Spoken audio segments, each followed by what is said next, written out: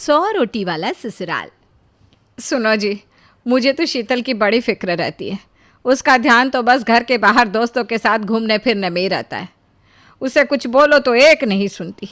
मैं तो कहती हूँ इसकी जल्दी शादी वादी करवा दो, वरना लड़की हाथ से निकल जाएगी। तुमसे ज़्यादा चिंता है मुझे शीतल की शादी की। कल ही वो रामपुर वाले मौसा जी को फ़ोन भी किया था। बता रहे थे एक लड़का है नज़र में। उनका अपना घर है और लड़का भी अच्छा है। अरे तो फिर बस बात चलाओ ना, एक बार देखे तो सही लड़का और घर बार कैसा है। कौन से लड़की की बात चल रही है यहाँ? तुम्हारी शादी की बात चल रही है बेटी। अब तुम्हारी शादी की उम्र हो रही है तो लड़का तो देखना पड़ेगा ना। उफ़ो, मुझे अभी नहीं करनी शादी वादी। ये तो मेरे खेलने कूदने के दिन है। बहुत खेल कूद ली तुम। अब घर के काम धाम सीखने की कोशिश करो, समझी? ससुराल जाकर हमारी नाक मत कटवा देना।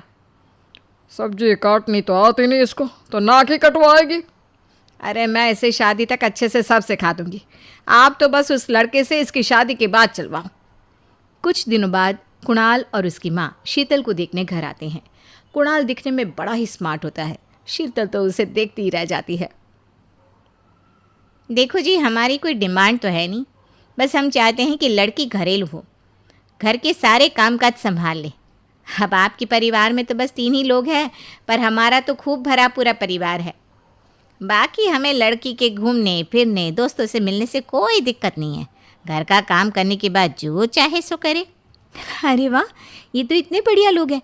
लड़का भी इतना स्मार्ट है और ऊपर से इन्हें मेरे घूमने फिरने से भी कोई दिक्कत नहीं है। हे भगवान, तूने तो बिना मांगे ही मुझे सब दे दिया। बताओ जी, और क्या चाहिए हमें? हमारी तरफ से तो रिश्ता पक्का है जी। बस फिर तो हंसी खुशी शीतल और कुणाल की शादी हो जाती है। शीतल मन ही मन बड़ी खुश होती है और उसी खुशी के साथ वो अपने ससुराल में कदम रखती है। आओ बहू, तुम्हारा अपने ससुराल में स्वागत है। ये मिलो अपने परिवार से। ये तुम्हारे ससुर जी, तुम्हारी ननद सुनीता और गीता, सुनीता के पति राजेश और उनके 2 बच्चे राजू और चिंटू। ये ना हमारे साथ यहीं रहते हैं। ये तुम्हारी दादी सास है और बाकी लोग अभी बाहर गए हुए हैं। इतने सारे लोग, ये सब यहीं रहते हैं इस घर में? अरे अभी तो मेरे देवर देवरानी और उनके 3 बच्चे यहाँ नहीं है। उसके मायके में भी शादी थी ना, तो बस वहीं गई है। कल तक आ जाएंगे। हे भगवान, ये घर है या धर्मशाला? ये सब एक साथ इस घर में कैसे रहते हैं? मुझे तो पता ही नहीं था इनका इतना बड़ा परिवार है। अब समझी कि कोई डिमांड क्यों नहीं की इन्होंने। ये सब चाल चले मेरे साथ। अरे बहू, खड़े खड़े क्या सोच रही हो? चलो अपने कमरे में जाकर आराम करो। जी माँ जी। अगले दिन शीतल का ससुराल में पहला दिन होता है। शीतल रसोई में जाकर सबके लिए खीर बनाने लगती है। तभी उसकी ननद सुनीता आती है। अरे वाह भाभी, आज क्या बना रही हो? बस दीदी, आज वो पहली रसोई है ना, तो खीर बना रही थी। अरे भाभी, ये खीर वीर रहने दो। घर में 4 लोगों को शुगर है और कुछ लोग मीठा ही नहीं खाते। आप ना सीधा खाना ही बना दो। क्या फ़र्क पड़ता है मीठा बने या नमकीन? बस बहू के हाथ की पहली रसोई होनी चाहिए ना। जी दीदी, तो फिर मैं खाना ही बना देती हूँ। आप बता दो खाने में क्या बनेगा? बस सिंपल सी कोई सब्जी बना दो, जैसे आलू गोभी या आलू मटर, और उसके साथ रोटियां सेक दो। हमारे परिवार में अब तुम्हें मिलाकर पूरे 20 लोग हो गए हैं। 15 बड़े और 5 बच्चे। बड़ों की 6-6 और बच्चों की 2-2 के हिसाब से रोटी बना देना। चलो मैं चलती हूँ, सब देख लेना। हाँ, बड़ों की 6-6 रोटी मतलब कि 15 लोगों की 90 रोटियाँ, और बच्चों की 2-2 रोटी मतलब 5 बच्चों की 10 रोटियाँ। 90 और 10 मतलब कुल मिलाकर 100 रोटियाँ। हाय, मैं तो मर गई। 100 रोटी अकेले कैसे बनाऊंगी? माँ, ये तुमने मेरी शादी कहाँ कर दी? शादी से पहले तो मैंने कभी 4 रोटी से ज़्यादा नहीं बनाई। शीतल एक बड़ी सी परात में 100 लोगों के हिसाब से आटा निकालती है और उसे गूंथना शुरू करती है। आटा गूंथते गूंथते शीतल के पसीने छूट जाते हैं। उसके बाद बारी आती है रोटी बनाने की। शीतल एक एक करके रोटी बनाना शुरू करती है और 10 रोटी बनाते ही अपनी कमर पकड़ लेती है। हाय, मैं मर गई। मेरी कमर टूट गई खड़े खड़े, और ऊपर से इतनी गर्मी। मैं 100 रोटियाँ कैसे बनाऊंगी? अरे भाभी, सब बाहर रोटियों का इंतज़ार कर रहे हैं। ज़रा जल्दी जल्दी रोटी सेक दो। सबको फिर काम पर भी तो जाना है। जी दीदी, बस बना रही हूँ। शीतल जल्दी जल्दी रोटी बनाने लगती है और उसे 100 रोटी बनाने में पूरे 2 घंटे लग जाते हैं। वो पूरे पसीने में तर हो चुकी थी। रोटी बनते ही वो अपने कमरे में जाकर बिस्तर पर पड़ जाती है। अरे क्या हुआ शीतल, तुम सबके साथ जाकर खाना क्यों नहीं खा रही? मेरी तो रोटी बनाते बनाते ही भूख मिट गई। मैंने ज़िंदगी में कभी इतनी रोटियां नहीं बनाई जितनी आज। ऐसा लगता है पूरी ज़िंदगी भर की रोटियां आज ही बना दी हो। अरे शीतल, तुम भी कितना मजाक करती हो। चलो अब मैं ऑफिस के लिए निकलता हूँ, शाम को जल्दी आ जाऊँगा। फिर हम दोनों बाहर खाना खाने चलेंगे, ठीक है? शीतल इतना सुनते ही सब भूल जाती है और खुशी से पागल हो जाती है। घूमने बाहर? ठीक है, मैं शाम को एकदम तैयार होंगी, आप ना बस टाइम से आ जाना। हाँ हाँ बिल्कुल आ जाऊँगा। चलो बाय। शीतल शाम को अच्छे से तैयार होकर कुणाल का इंतज़ार करने लगती है। तभी उसकी सास आकर कहती है, अरे बहू, यहाँ छज्जे पर क्यों खड़ी हो इतनी गर्मी में? जाकर अंदर बैठो। जी बस उनका इंतज़ार कर रही थी, वो भी आने वाले हैं। बोल रहे थे कि शाम को तैयार है ना, फिर बाहर खाना खाने चलेंगे। अरे वाह, आज हम बाहर खाना खाने जाने वाले हैं और कुणाल ने मुझे बताया भी नहीं। लगता है भूल गया होगा। मैं सबको जाकर बोल देती हूँ, सब जल्दी से तैयार हो जाएंगे। इतना कहकर शांति जी तो वहाँ से निकल लेती है, पर शीतल टेंशन में आ जाती है। अरे ये क्या हो गया? माँ जी तो पूरे टब्बर को ले चलेंगी। नहीं नहीं नहीं, ऐसा नहीं हो सकता, मुझे इनको जल्दी बताना पड़ेगा। शीतल जल्दी से कुणाल को फ़ोन करके सारी बात बताती है। कुणाल शीतल पर गुस्सा करने लगता है। अरे शीतल, तुमको ये बात सबको बताने की क्या ज़रूरत थी? हम दोनों जा रहे थे ना खाना खाने। अब सब लोग आएंगे, सोचो उनके पैसे कौन देगा? 20 लोगों का पता भी है कितना बिल बनेगा। पहली शादी के चक्कर में इतनी छुट्टियां होगी, ऊपर से इतना बड़ा खर्च। लगता है इस बार सैलरी में से कुछ नहीं बचेगा। मुझे माफ़ कर दो, मैंने जानकर ऐसा नहीं किया। अब एक काम करो, माँ को जाकर बोल दो कि मुझे आने में देर हो जाएगी क्योंकि ऑफिस में ज़रूरी मीटिंग है। बाहर फिर कभी चलेंगे। ये सुनकर शीतल के मुंह पर 12 बज जाते हैं। वो उदास मन से अपनी सास को जाकर ये बात बताती है। अरे बताओ, मैंने अभी अपनी नई साड़ी निकाली थी। चलो कोई बात नहीं, काम पहले है। ये सब घूमना फिरना तो लगा ही रहता है। अब बहू, हम बाहर तो नहीं जा रहे, तो जल्दी से खाने का बंदोबस्त करो। अभी जाकर बनाना शुरू करोगी तो जाकर टाइम से खाना बन पाएगा। दिन में भी बहुत लेट हो गया था। खाना फिर से? हे भगवान! क्या हुआ बहू, खड़ी खड़ी क्या सोच रही हो? हैं? जाओ जल्दी जल्दी खाने की तैयारी करो। हाँ, नहीं माँ जी, मैं सोच रही थी आज खिचड़ी बना दूँ। खिचड़ी? अरे हम कोई बीमार हैं क्या जो खिचड़ी खाएंगे? हम तो रोटी सब्जी खाते हैं। ठीक है माँ जी। शीतल रसोई में जाकर फिर से इतना सारा आटा गूंथती है, फिर से रोटियां बनाना शुरू करती है। जल्दी जल्दी में बेचारी की कितनी रोटियां तो खराब ही हो जाती है और कितनी बार उसकी उंगलियां जल जाती हैं। अरे कैसे लोग हैं ये निर्दयी! घर में कहने को इतनी औरतें हैं, पर मजाल है कोई भी आकर मेरी मदद कर दे। अरे ऐसे कौन करता है नई नवेली दुल्हन के साथ?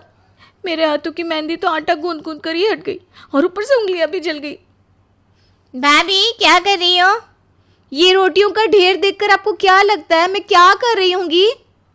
अच्छा अच्छा ठीक है, मैं तो बस ये बोलने आई थी कि मामा मामी आपसे मिलने आए हैं, तो उनके लिए भी 10-12 रोटियां एक्स्ट्रा बना देना। अरे देखने आए तो देख कर जाए ना, रोटियां अपने घर जाकर नहीं खा सकते क्या? गीता के जाने के बाद शीतल रोते रोते रोटियां बनाने लगती है। उसकी हालत इतनी बुरी हो चुकी होती है कि कहीं से लगता ही नहीं कि वो नई नवेली दुल्हन है। जैसे तैसे सारी रोटियां बनाने के बाद शीतल को रात को सोने को मिलता है। बिस्तर पर लेटते ही उसे तो नींद आने लगती है। अरे ये क्या शीतल, तुम फिर सो रही हो? मैं जब भी ऑफिस से आता हूँ तो 2 मिनट तो मुझसे बात कर लो। तुम तो बस आकर सो जाती हो। तुम्हारा सोने से मन नहीं भरता है क्या कभी? आप तो सुबह सुबह ऑफिस निकल जाते हो, आपको पता भी है मैं घर पर कितना काम करती हूँ। नाश्ते में 100 रोटी, दिन के खाने में 100 रोटी और फिर रात को 100 रोटी। घंटों लग जाते हैं एक बार की रोटी बनाने में। जैसे ही रोटियां बनाकर अपने कमरे में आकर आराम करने का सोचती हूँ, फिर से रोटी बनाने का वक्त हो जाता है। पूरा दिन बस रोटी रोटी रोटी। ये देखो मेरे हाथ, देखो कैसे गांठ पड़ गई है रोटियां बेल बेल कर। देखो तो कैसे उंगलियां जल गई है मेरी। कभी आपने सोचा मेरा क्या हाल हो रखा है रोटी बना बना कर? रात तक मैं इतना थक जाती हूँ कि बस बिस्तर पर पड़ते ही नींद आ जाती है। मैं जानबूझकर ऐसा नहीं करती, पर करो तो क्या करूं, इतना थका हुआ इंसान सोए भी नहीं क्या। अरे बस करो शीतल, तुम तो रोने ही लगी। मुझे ये सब नहीं पता था। खैर अब मैं भी तो क्या करूँ ये बताओ। ये सब मेरा परिवार है और इस समस्या का मेरे पास कोई हल नहीं है। तुमको लगता होगा कि कोई तुम्हारी मदद नहीं करता, पर अब मैं देखो इस बात पर उनसे लड़ नहीं सकता हूँ। तो क्या मेरी पूरी ज़िंदगी ऐसे ही निकल जाएगी? मैं शादी से पहले कितनी खुश थी कि तुम्हें या माँ जी को मेरे घूमने फिरने से कोई दिक्कत नहीं है, पर जब वक्त मिलेगा तो घूमूंगी ना। दोस्तों के साथ तो छोड़ो, मुझे तो तुम्हारे साथ घूमने का भी वक्त नहीं मिल पाता। तुम परेशान मत हो शीतल, मैं कुछ सोचता हूँ। सब ऐसे ही चलता रहता है। शीतल की रोटी बना बना कर हालत दिन पे दिन बुरी होती जा रही थी। उसके चेहरे की सारी चमक ही खत्म हो गई थी। फिर एक दिन शीतल से मिलने उसकी माँ आती है। शीतल की ऐसी हालत देखकर वो भी हैरान रह जाती है। हाय मेरी बच्ची, ये तूने अपनी क्या हालत बना रखी है। देख लो माँ, आपको बड़ी जल्दी थी ना मेरी शादी करने की, अब तो खुश हो ना। अरे नहीं नहीं मेरी बच्ची, मैं तुझे ऐसी हालत में देखकर कैसे खुश हो सकती हूँ। पर ये बता, तेरी ये हालत कैसे हो गई? रोटी बना बना कर। यहाँ एक बार में 100 रोटियाँ बनती हैं, और वो भी पूरे दिन में 3-3 बार। खड़े खड़े मेरी कमर टूट गई है और मेरे हाथ देखो कैसे हो गए। आपने ऐसा क्यों किया माँ? आपने मेरी शादी ऐसे घर में क्यों कर दी? आपको पता था ना कि शादी से पहले मैं कभी रसोई में जाती भी नहीं थी, और अब देखो पूरा दिन रसोई में ही निकल जाता है। हाय मेरी बच्ची, मुझे ये सब नहीं पता था। मुझे माफ़ कर दे मेरी बेटी। मैं अभी तेरी सास से बात करके तुझे वापस अपने घर ले चलती हूँ। नहीं माँ, मैं कहीं नहीं जाऊँगी। अब यही मेरा घर है, यही मेरा परिवार है। मैं इनको छोड़कर कहीं नहीं जाऊँगी। शीतल मेरी बेटी तो कितनी समझदार हो गई है। मैं तो तुझे ना समझती रही, पर आज तेरे मुंह से ऐसी बातें सुनकर मेरा दिल खुश हो गया। भगवान तुझे दुनिया की सारी खुशियाँ दे। चल अब मैं चलती हूँ, तो अपना ध्यान रखना। शीतल की ज़िंदगी फिर से वैसे ही शुरू हो जाती है। कुछ दिन बाद शीतल का जन्मदिन होता है। शीतल सुबह सुबह पूजा पाठ करके अपनी सास का आशीर्वाद लेने जाती है। मुझे आशीर्वाद दीजिए माँ जी। सुखी रहो, खुश रहो। पर ये बताओ, आज कुछ है क्या जो तुम सुबह सुबह मेरे पैर छूने आई हो? जी माँ जी, आज मेरा जन्मदिन है। अरे वाह, आज मेरी बहू का जन्मदिन है और बताओ हमें खबर नहीं है? जन्मदिन बहुत बहुत मुबारक हो मेरी प्यारी बहू। आज तो तुम्हारा दिन है, मज़े करो। क्या मज़े माँ जी, बस आज का दिन भी ऐसे ही निकल जाएगा। अरे नहीं नहीं, ऐसे कैसे निकल जाएगा? मैं अभी कुणाल को बोलती हूँ तुझे शाम को बाहर घुमाने ले जाए, ठीक है? ये सुनकर शीतल बड़ी खुश हो जाती है। सच में माँ जी? अरे हाँ हाँ, सच में, और क्या। चल अब जाकर दिन की रोटी बना दे और शाम को जल्दी घूमने निकल जाना। हाँ, शीतल बड़ी खुशी खुशी रसोई में जाकर रोटियां बनाना शुरू करती है। आज तो वो बड़ी ही खुश थी। उसे तो बस शाम का इंतज़ार होता है। सुनो शीतल, मैं ऑफिस जा रहा हूँ। माँ ने बोला है आज तुमको घुमा कर लाना है, तो शाम को तैयार रहना। ठीक है, मैं आपका इंतज़ार करूँगी। सारा काम खत्म करके शीतल अच्छे से तैयार हो जाती है। शाम को दोनों बाहर घूमने निकल जाते हैं। शीतल इतने दिनों बाद घर से बाहर निकलती है। उसे बाहर जाकर बड़ा ही अच्छा लग रहा था। आज मैं बहुत खुश हूँ, बाहर आकर ना बहुत अच्छा लग रहा है। और तुमको खुश देखकर मुझे बहुत खुशी हो रही है। चलो इसी बात पर तुमको यहाँ की फंसा चाट खिलाता हूँ। बिल्कुल। कुणाल दोनों के लिए चाट मंगवाता है, पर शीतल तो खा ही नहीं रही थी। अरे क्या हुआ शीतल, तुम क्यों नहीं खा रही हो? नहीं, मैं ये सोच रही थी बाकी सब क्या खाएंगे। मतलब मैं तो रात की रोटी बनाकर ही नहीं आई। हे भगवान, आज तो तुमको खुश होना चाहिए कि तुम्हें रात की रोटी नहीं बनानी पड़ी, और तुम हो कि ये सब सोच रही हो। नहीं, ऐसी बात नहीं है। देखो ना, घर में दादी है जो बेचारी इतनी बूढ़ी है, और माँ जी ने तो ज़िंदगी भर काम ही किया है। सविता दीदी जॉब करती है और गीता दीदी की पढ़ाई इतनी मुश्किल है कि पूरा दिन पढ़ती रहती हैं। चाची के हाथ में रोट डली हुई है, इसलिए वो रोटी बना नहीं सकती। घर में रोटी बनाने वाली बस मैं ही तो हूँ। इसमें किसी की कोई गलती भी तो नहीं है ना। तुम सच में कमाल ही हो, पर जैसी भी हो बहुत अच्छी हो। दोनों हंसने लगते हैं। तभी शीतल की सास का फ़ोन आता है। अरे माँ का फ़ोन। माँ क्यों फ़ोन कर रही हैं? हेलो माँ। अच्छा ठीक है, आप चिंता मत करो, हम अभी आते हैं। क्या हुआ? क्या बोल रही हैं माँ जी? माँ सीढ़ियों से गिर गई है, घर पर जल्दी जाना होगा, उनको हॉस्पिटल लेकर जाना है। हे भगवान, ये क्या हो गया? शीतल और कुणाल जल्दी से घर पहुंचते हैं। अरे, लगता है लाइट गई हुई है। आप ज़रा जल्दी आइए ना।